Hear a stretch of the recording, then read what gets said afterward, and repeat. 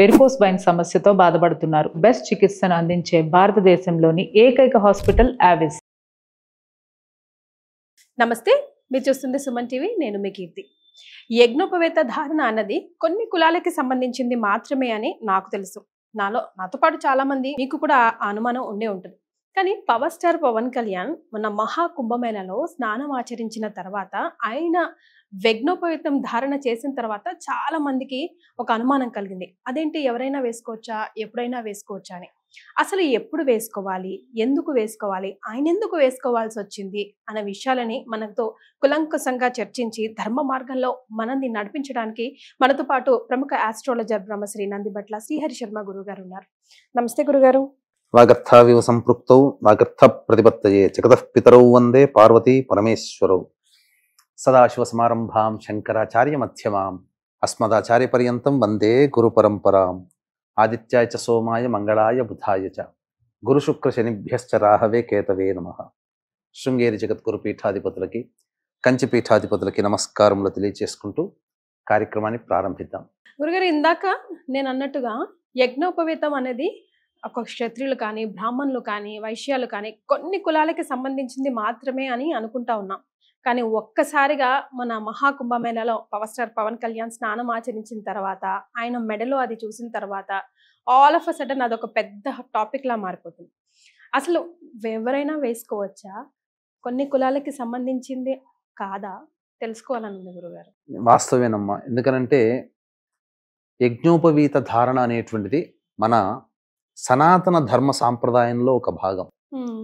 యజ్ఞోపవీత ధారణ ఎవరైతే చేస్తారో వారిని మనకు సమాజం ఎలా గుర్తిస్తుందంటే దైవ మార్గంలో ప్రయాణించేటువంటి వ్యక్తి, నియమాలని నిష్టలని పాటించేటువంటి వ్యక్తి, అన్నిటికంటే ముఖ్యంగా ధర్మాన్ని పాటిస్తూ ఇతరుల చేత ధర్మాన్ని ఆచరింప చేయగలిగే వ్యక్తులకి అది అర్హతగా సూచికగా మనకు చెప్పబడి ఉంది. అంటే మీరు చెప్పిన దాన్ని బట్టి చూస్తే అదొక కులానికి సంబంధించింది కాదు, సనాతనానికి సంబంధించింది. సనాతనానికి సంబంధించింది. పూర్వకాలంలో మనకు ఈ వర్ణ వ్యవస్థ అనేటువంటిది ఏది లేనప్పుడు బ్రహ్మజ్ఞానం పొందినటువంటి వాడు బ్రాహ్మణుడు అనేటువంటిది.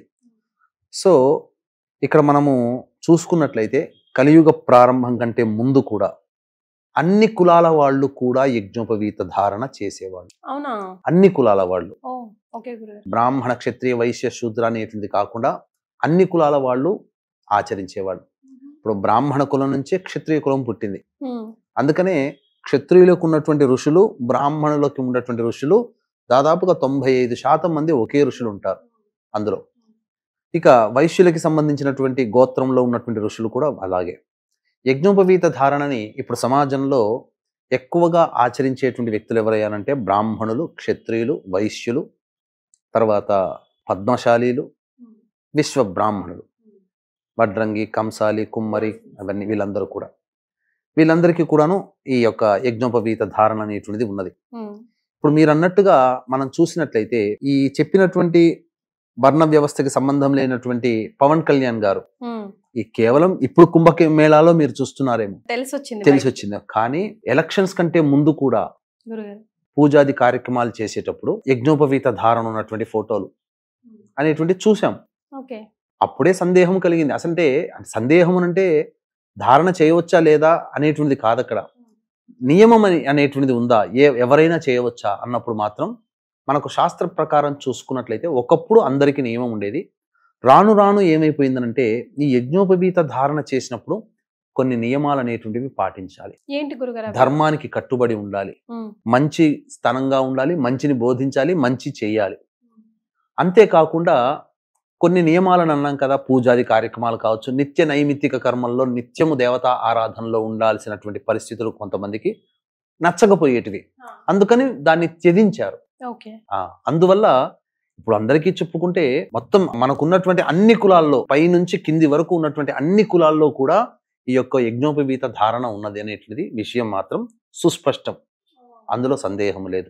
ఎవరైనా వేసుకోవచ్చు. అయితే ఇక్కడ ఏంటనంటే దీన్ని ఆచరించడానికి పవన్ కళ్యాణ్ గారికి సంబంధించినటువంటి విషయానికి రావడం వల్ల ఇది చాలా మందికి క్వశ్చన్ రైజ్ అయింది. దాని గురించి మనం ఎందుకు ఇంతగా సందేహపడాల్సినటువంటి అవసరం లేదు. ఎందుకు అనంటే ఆయనకున్నటువంటి స్నేహితుల్లో అందరికీ తెలిసిందే త్రివిక్రమ్ శ్రీనివాస్. ఆయన బ్రాహ్మణుడు. వాళ్ళిద్దరూ కూడా అనేక సందర్భాల్లో అనేక పుస్తకాలు అనేటువంటివి నేను చదివానని చెప్పాడు. ఆ పుస్తకాల్లో అనేక తార్కికమైనటువంటివి, వేదాంతపరమైనటువంటి, ఆధ్యాత్మికపరమైనటువంటి గ్రంథాలను చదవడం, తద్వారా ఈ అంశం యొక్క ఆలోచన ఎక్కడో ఒక చోట రావడం, తద్వారా దీనికి సంబంధించినటువంటి చూసుకున్నప్పుడు అందరూ ఆచరించవచ్చు అనేటువంటిది. ఇప్పుడు రెడ్లు అనేటువంటిది ఉందమ్మా, వాళ్ళ క్షత్రియులని అనలేము, బ్రాహ్మణులు అని చెప్పలేము, కానీ ఆ రెడ్డి రాజుగా ఉన్నందుకు వాళ్ళు రెడ్లు కూడా ఆచరించారు, అందులో సందేహం లేదు. దీన్ని యొక్క విధానం వల్ల ఏంటంటే ప్రపంచానికి కూడా తెలియాల్సిన అంశం ఏంటంటే దైవ ఆరాధన, దైవానికి కట్టుబడి ఉండి ధర్మరక్షకుడుగా ఉన్నటువంటి వాడు ఖచ్చితంగా యజ్ఞోపవీత ధారణ చేయాల్సిందే. అది కులానికి సంబంధం లేదు. మీకు ఇంకొక విషయం తెలియచేస్తానమ్మా. కాకపోతే అక్కడ ఒక చిన్న పొరపాటు ఏం జరిగిందనంటే, మనకు శూద్ర కమలాకరం అనేటువంటిది ఉంది, కమలాకర భట్టు గారు రచించినటువంటిది, ఇది ఆధారం. అందులో ఏం చెప్పబడి ఉందనంటే, పితృ కార్యక్రమాలు, యజ్ఞ యాగాది కర్మలు చేసినప్పుడు బంగారముతో చేసినటువంటి యజ్ఞోపవీత ధారణ చేయాలి. బ్రాహ్మణులు కూడా వెండితో చేసినటువంటి యజ్ఞోపవీత ధారణ ఉపనయనానికంటే ముందు ఉత్తుత్తి జంధ్యముగా వేస్తారు. పెళ్లిలో కూడా, స్నాతక వ్రతంలో కూడా వెండిది వేస్తారు, బ్రాహ్మణులకు వేస్తారు. మొన్న వేసింది పితృ కార్యక్రమాల కోసమే కదా? పితృ కార్యక్రమాలు కాదమ్మా, సనాతన ధర్మాన్ని పాటించేటప్పుడు ఆయన ఏం చేశాడు, సతీ సమేతముగా, కుటుంబ సమేతముగా వెళ్ళాడు కదా. స్నానం ఆచరించేటప్పుడు శాస్త్ర ప్రకారం ఏ విధంగా చేయాలో ఆ విధంగా చేశాడు. ఇప్పుడు చాలా మందికి ఇప్పుడు పితృ కార్యక్రమాలు చేసేటప్పుడు కండువనే ఉత్తరీయంగా వేయించి చేయిస్తారు బ్రాహ్మణులు ఎక్కడైనా కానీ. అయితే ఈ ఉత్తరీయం ధరించడం వల్ల ఏదో ఒక నియమానికి మనం కట్టుబడి ఉన్నాము, నాన్ వెజ్ తినడానికి, మందు తాగడానికి, లేదా ఇతరత్ర విలాసాలు, భోగాలు అనుభవించడానికి ఇది ఎక్కడ అడ్డొస్తుంది, ఇది ఉంటే గనక మనం ఏమైనా పాపం చేస్తున్నాం అనే ఫీలింగ్ ఉండడం, ఇలాంటివన్నీ మనుషులకి రావడం వల్ల కొన్ని కులాల వాళ్ళు దీన్ని తీసేస్తే మనం ఫ్రెష్ అయిపోతాం కదా. ఏ రకంగా మనకు ఇంకా ఆ ఫీలింగ్ భావన, చెడు భావన అనేటువంటిది ఉండదు కదా అని చెప్పేసి కొన్ని కులాల వాళ్ళు త్యజించారు.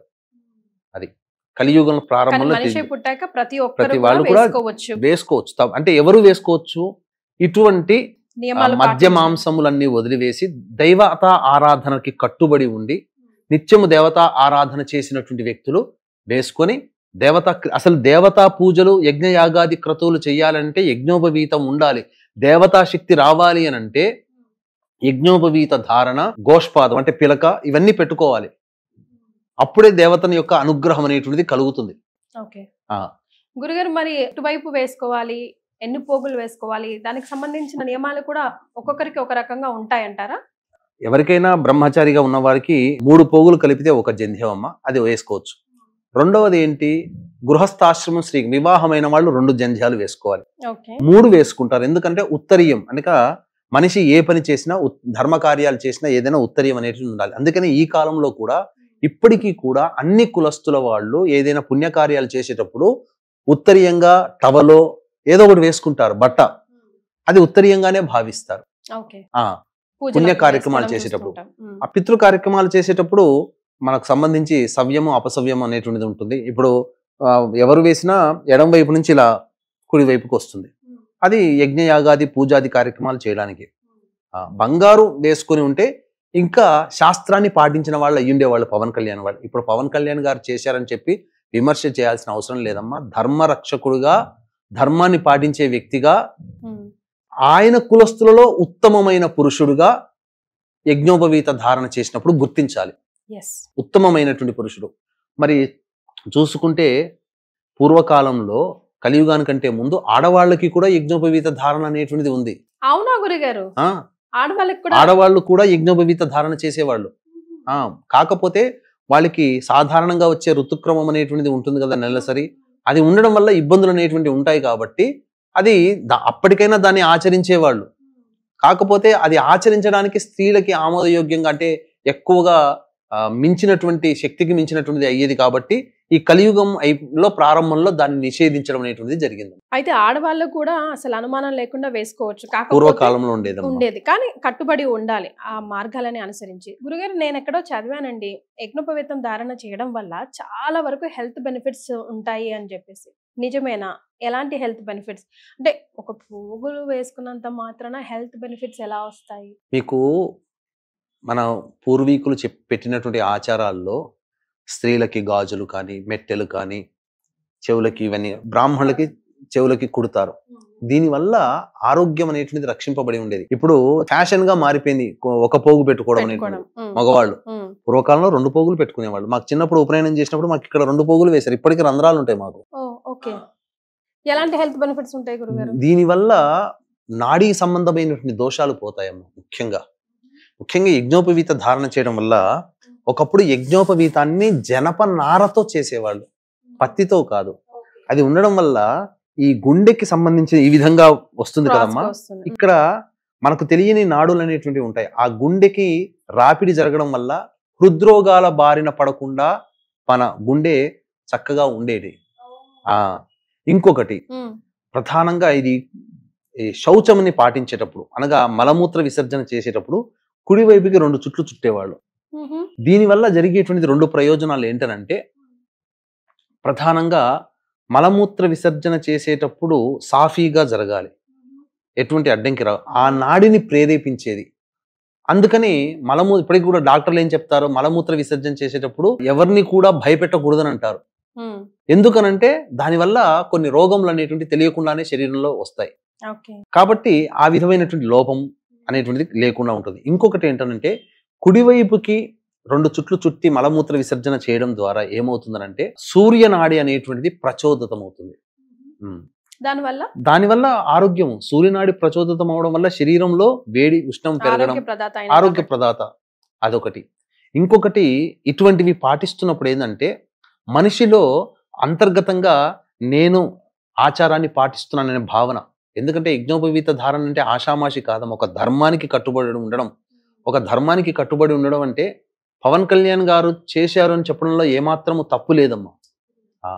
ఎందుకనంటే ఆయన త్రివిక్రమ్ శ్రీనివాసరావు గారి ప్రేరణ వల్ల కావచ్చు, ఆ విధంగా యజ్ఞోపవీత ధారణ అనేటువంటిది చేయడం జరిగింది. అంటే ఆయన ఒక దీక్షలో ఉన్నాడు. దీక్షలో ఉండేటువంటి వ్యక్తి నియమాన్ని పాటిస్తున్నాను అని చెప్పే సూచనే యజ్ఞోపవీత ధారణ. ఇప్పుడు మీరు ఆయన సాధారణంగా పోలేదు కదా, ఏదో ఒక దీక్షలో ఉండేటువంటి కాకి వస్త్రాలు, మన కాకి ప్యాంట్లు అని అంటాం, అది ఏంటి, అదొక రకమైనటువంటి పేల్ ఎల్లో కలర్, అది గంధం కలర్ లాగా వేశారు. అంటే ఏంటి, ఒక సేవకుడిని సూచించేటువంటిది అది. మరి కొన్ని సందర్భాల్లో మనం చూసాము, జగన్మోహన్ రెడ్డి గారిని విశాఖ శారదా పీఠాధిపతి మన హరిద్వార్లో హిందుత్వాన్ని స్వీకరింపచేశారని చెప్పి ఆ సమయంలో కూడా యజ్ఞోపవీత ధారణ అనేటువంటిది చేసి ఉన్నారు. లేకపోతే నీకు ధర్మానికి ప్రతీక, దైవత్వానికి ప్రతీక యజ్ఞోపవీత ధారణ. అవి లేకపోతే అది దైవం అనేటువంటిది మనకు ఆపాదించబడదు. నేను దేవతా పూజలో ఉన్నాను, నేను ఒక ధర్మానికి కట్టుబడి ఉన్నాను, ఒక ధర్మాన్ని రక్షించడానికి నేను సిద్ధమై ఉన్నాను చెప్పే సూచనే యజ్ఞోపవీత ధారణ. ఆషామాషి ఇప్పుడు బ్రాహ్మణుల్లో కూడా యజ్ఞోపవీతం అంటే తీసి పక్కకు పడేస్తున్నారు. చాలా మంది క్షత్రియులు తీసి పడేస్తున్నారు, వైశ్యులు తీసి పడేస్తున్నారు. అసలు యజ్ఞోపవీత ధారణ చేయని వాళ్లే ఉన్నారు. ఒక రకంగా చెప్పాలి అంటే యజ్ఞోపవీత ధారణ చేశాడు అని అంటే త్రికాలములలో దేవతా ఆరాధన చెయ్యాలి. బ్రాహ్మణుడికి చెప్పినందుకు సంధ్యావందనం, మిగతా వర్ణాల వాళ్ళకి చెప్పినటువంటి విధానంగా చెయ్యాలి. ఇప్పుడు అటువంటివి ఏమీ ఆచరించకుండా బ్రాహ్మణ కులంలో పుట్టి బ్రాహ్మణ బంధువులుగా పిలువబడుతున్నారు వాళ్ళు. మరి అంతకన్నా ఆయన ఏమీ తప్పు చేయలేదు కదా. పవన్ కళ్యాణ్ గారు ఏం తప్పు చేశారు? ఈ రకంగా చాలా మంది ట్రోల్ చేస్తున్నారు. అంటే మన ధర్మాన్ని పాటిస్తున్నా కూడా, అంటే ఒక హిందువుగా పుట్టి హిందూ ధర్మంలో భాగమైనటువంటి యజ్ఞోపవీత ధారణని చేస్తే తప్పు పట్టి ఇంకా కూడా కుల వివక్ష ఉంది మన సమాజంలోని వేలెత్తి ఇండైరెక్ట్ గా చూపిస్తున్నారు. ఇప్పుడు బ్రాహ్మణ క్షత్రియులు శూద్రులు అనేది కాదమ్మా, అది పక్కకు పెట్టుకోండి. బ్రాహ్మణ క్షత్రియ వైశ్యులే ఆచరించాలి, మిగతా వాళ్ళు ఎట్లా ఆచరిస్తారు అని అంటే మిగతా వాళ్ళని వేరు చేసినట్టుగా ఇక్కడ ఎవరో ఆపేక్ష చేసినట్టు, ఎవరో ఆక్షేపణ చేసినట్టు. ఇక్కడ ఎవరో ఆక్షేపణ, ధర్మం వీటాన్ని ఎవరు ఇప్పుడు ఉన్నటువంటి బ్రాహ్మణ క్షత్రియ వైశ్యులు కాదా? ధర్మం గురించి మాట్లాడితే అసలు ధర్మం గురించి మాట్లాడాల్సి వచ్చినటువంటి పరిస్థితే వస్తే శూద్ర కులంలో పుట్టి ఈ రోజున ఎంతో మంది మునీశ్వరులైన వాళ్ళు కూడా ఉన్నారు. వాళ్ళని కూడా మనం ఆరాధిస్తున్నాం. ఫర్ ఎగ్జాంపుల్ చాలా మంది ఉన్నారమ్మా ఈ రోజున మనం చెప్పుకోదలిస్తే. ఎందుకనంటే చాలా మంది వేదం నేర్పియలేదు, వేదం వింటే ఏదో సినిమాలో జయం అనేది సినిమాలో గనక వేదం మంత్రాలు చదువుతుంటే నాలిక కోసారని, చెవుల్లో సీసం పోసారని ఇవి చేయలేమా? బ్రిటిష్ వాడు ఆడిన నాటకాలలో, పన్నాగాలలో ఇదొకటి. పూర్వకాలంలో ఇప్పటికీ కూడా, ఎందుకనంటే మన ప్రసార మాధ్యమం ద్వారానైనా కానీ కొన్ని నియమాలు అనేటువంటివి తెలియాలి. గురుగారు, మన వేదాలలో శూద్రులుగా పుట్టి బ్రాహ్మణులుగా మారిన వాళ్ళు ఎవరైనా ఉన్నారా? చాలా మంది ఇదే చెప్తుంటుంటారమ్మా. మనకేంటంటే బ్రాహ్మణ క్షత్రియ వైశ్యులకి మాత్రమే మంత్రాధికారం కలగజేశారు, మరి మిగతా వర్ణాల వారికి ఎవరికి కూడాను ఈ యొక్క వేద విజ్ఞానాన్ని ఇవ్వలేదు. ఎంతో గొప్పదైనటువంటి విజ్ఞానాన్ని అసలు శూద్రులకి ఎవరికి కూడా అందించలేకుండా వీళ్ళు మాత్రమే దాన్ని పొంది మమ్మల్ని ఒక సేవకుల్లాగా చూశారు అని చెప్తున్నారు. అటువంటి వాళ్ళకి కనువిప్పు కలిగించేదే ఇప్పుడు మనం చెప్పుకోబోయేటువంటి విజ్ఞానం అమ్మ. ఎందుకనంటే ప్రామాణికం. ఇది ఇందులో ఏమాత్రము కూడా అసత్యము లేదు, అంతకంటే అధర్మము కూడా లేదు. అంతా సత్యమే, ధర్మ ప్రకారమే మనం చెబుతున్నాం. అందుకని ఇకనైనా కానీ ఇక ఈ వీడియో చూసిన తర్వాత పవన్ కళ్యాణ్ గారు యజ్ఞోపవీత ధారణ చేశారు, అర్హుడా కాదా అని చెప్పే డిస్కషన్స్ అవన్నీ మానుకోండి. ధర్మానికి రక్షకుడుగా, ధర్మాన్ని పాటించే వ్యక్తిగా, ధర్మానికి రక్షకుడు అవన్నీ పక్కకు పెట్టండి. ధర్మాన్ని పాటిస్తున్నాడా లేదా? అతనేమి ఒంటిగా పోలేదు, ఒంటిగా రాలేదు. భార్యా సమేతముగా సంతానంతో సహా కూడుకొని వెళ్ళి ధర్మాన్ని తాను ఆచరిస్తూ, గుర్తుపెట్టుకోండి, ఏ వ్యక్తి అయినప్పటికీ కూడా ధర్మాన్ని, నియమాన్ని తానొక్కడే ఆచరించకుండా తన కుటుంబము చేత కూడా ఆచరించగలిగినటువంటి వ్యక్తే ధర్మాన్ని పాటిస్తాడు, ప్రపంచాన్ని కూడా పాటింప చేస్తాడు, సమాజాన్ని కూడా ఉద్ధరిస్తాడు అనేది ఒక సంకేతము. ఒక ప్రధానంగా ఇది ఒక రకంగా చెప్పాలి అని అంటే ఇది ఒక విషయ జ్ఞానాన్ని అందరికీ తెలియచేస్తున్నట్టే లెక్క. పవన్ కళ్యాణ్ గారు ఒక్కరే వెళ్ళలేదు, గుళ్ళ చుట్టూ ఒక్కడే తిరగలేదు, అంతే కదమ్మా. సతీ సమేతంగా వెళ్ళాడు. కానీ అజ్ఞానాంధకారములో కొట్టుమిట్టాడి టీనేజ్ వయసులో ఉన్నటువంటి పిల్లవాడికి అన్ని దేవాలయాలు తిప్పుతున్నాడు. ఎంత హేయంగా మాట్లాడుతున్నారమ్మా చాలా మంది. చాలా చోట్ల గుళ్ళు గోపురాలు తిరుగుతూ ఉంటే డిప్యూటీ సీఎం పదవి ఎందుకు, హాయిగా దేవాలయ మంత్రిత్వ శాఖ తీసుకుంటే అయిపోయేది కదా, లేకపోతే ఆ డిప్యూటీ సీఎం పదవి మానేసేసి రాజకీయాలకి గుడ్ బై చెప్పేసేసి భజన చేసుకుంటూ గుళ్ళు గోపురాలు తిరిగితే సరిపోయేది కదా ఎందుకని అంటున్నాడు. హిందువుగా పుట్టినవాడు ధర్మానికి పోతున్నాడు. ధర్మాన్ని ఇప్పుడు ఒక ఇతర మతస్థులు, క్రిస్టియన్ ఉన్నాడు, చర్చికి పోతుంటే చర్చికి పోతున్నావు అని చెప్పి అడుగుతున్నామా? ఒక ముసల్మాన్ ఉన్నాడు, ప్రార్థనా మందిరాలకు పోతుంటాడు, మక్కాకు పోతుంటాడు, మక్కాకు పోయాడని చెప్పి హేళన చేస్తున్నామా? మరి మన హిందువుగా పుట్టినవాడు అతని మతంలో పుట్టి అతని మతంలో దైవమైనటువంటి దేవాలయానికి వెళితే తప్పు పట్టాల్సిన అవసరం అంతకన్నా నీచత్వం ఏముందమ్మా? తప్పు కదా. అజ్ఞానం గురుగారు, అజ్ఞానమే. ఇంకా అంతకంటే మించి ఒక కక్ష. వాళ్ళ కోసం మాట్లాడి అసలు మన టైం ఆయన చేసే పుణ్య కార్యక్రమాన్ని మైనస్ చేయడమే అవడం నా ఉద్దేశం. ఆయన పోకుండా ఆయన భార్యను వెంట పెట్టుకుని పోయి అజ్ఞానాంధకారంలో ఎక్కడ వేరే వైపు మళ్ళీపోతాడేమనే భయం ప్రతి తల్లిదండ్రులకి టీనేజ్ లో ఉన్నటువంటి పిల్లల్ని చూసి ఉంటుంది. తన కుర్రవాడికి, తన పిల్లవాడికి తను ఎలాంటి వస్త్రధారణ ఉన్నాడో ఆ అబ్బాయికి కూడా అలాంటి వస్త్రధారణ ఇప్పించి చేయించి అన్ని దేవాలయాలు తనతో పాటు తిప్పుకుపోతున్నాడే. ఒక తండ్రిగా బాధ్యత నిర్వహిస్తున్నాడు కదా, ఒక భర్తగా బాధ్యత నిర్వహిస్తున్నాడు కదా. అందుకు సంతోషించాలి, అందుకు ఆనందించాలి. అది వదిలిపెట్టి దరిద్రమైనటువంటిది మాటలన్నీ మాట్లాడి ఇంకా మన హిందూ ధర్మాన్ని, ఇంకా బ్రాహ్మణులు, ఇంకా క్షత్రియులు, వైశ్యులు ఇంకా ఏదో కమెంట్ చేస్తున్నారు అనేటువంటి నెగిటివ్ని ఇంకా జనాల్లోకి ఇస్తున్నారు. ఇప్పుడు నేను చెప్పబోయేటువంటి ఋషుల పేర్లు గనక చదివితేనమ్మా గురుగారు అసలు ఎవరు బ్రాహ్మణులు ఎవరు శూద్రులు అనేటువంటి విషయం మీకు తెలిసిపోతుంది. ఆ కాలంలో కూడా శూద్రులు ఇంత గొప్పగా వెలుగొందారా? అసలు శూద్ర కులంలో పుట్టినటువంటి వ్యక్తి బ్రాహ్మణులై ఋషులయ్యారా అనే విషయం మీకు తెలుస్తుంది. ఉదాహరణ మీకు తెలియదు, ఎందుకంటే అన్ని చెప్పాలంటే అన్ని నేను గుర్తు పెట్టుకోలేను కదా, నేను రాసుకొచ్చుకొని పెట్టుకున్నానమ్మా. అందులో మీకు తెలియచేస్తాను. అసలు వాస్తవానికి నాలుక కోశారు, చెవుల్లో సీసం పోశారు, మంత్రాలు వినకూడదు శూద్రులకి, మంత్రాలు పలకూడదు అని చెప్పి పలికిన నోరు నాలుకను కోశారు, రెచ్చగొట్టారు. అరే మతం మారలేదని చెప్పి నానా హింసలు పెట్టిన శంభాజీని పెట్టినటువంటి ముస్లిం పాలకుడైనటువంటి ఔరంగజేబుని ఒక మాట అనలేము. ఆయన ఖర్చులకి ఆయన రుమాలు కుట్టుకున్నాడు, ఖర్చీపులు తయారు చేసుకున్నాడు, టోపీలు తయారు చేసుకుని ఆయన డబ్బు సంపాదించాడు, కానీ వేరే సొమ్ము ముట్టుకోలేదు అని అన్నాడు. ఎన్ని దేవాలయాలు నాశనం చేశాడమ్మా, అదన్నీ మన చరిత్రలో చూసామా? మరి చరిత్రలో చూడనటువంటివి కూడా చాలా ఉన్నాయమ్మా, మనకు తెలియనటువంటివి చాలా ఉన్నాయి. అందుకనే మీకు తెలియచేస్తున్నాను. ఏంటంటే రామాయణ మహాకావ్యాన్ని రచించినటువంటి వాల్మీకి బోయవాడిగా ఉన్నాడు కదా. సరే, జన్మలో రత్నాకర శర్మ అని అయ్యుండవచ్చు, కానీ జీవించింది ఎటువంటి జీవితాన్ని? బోయవాడిగా జీవించి ఉన్నాడు కదా.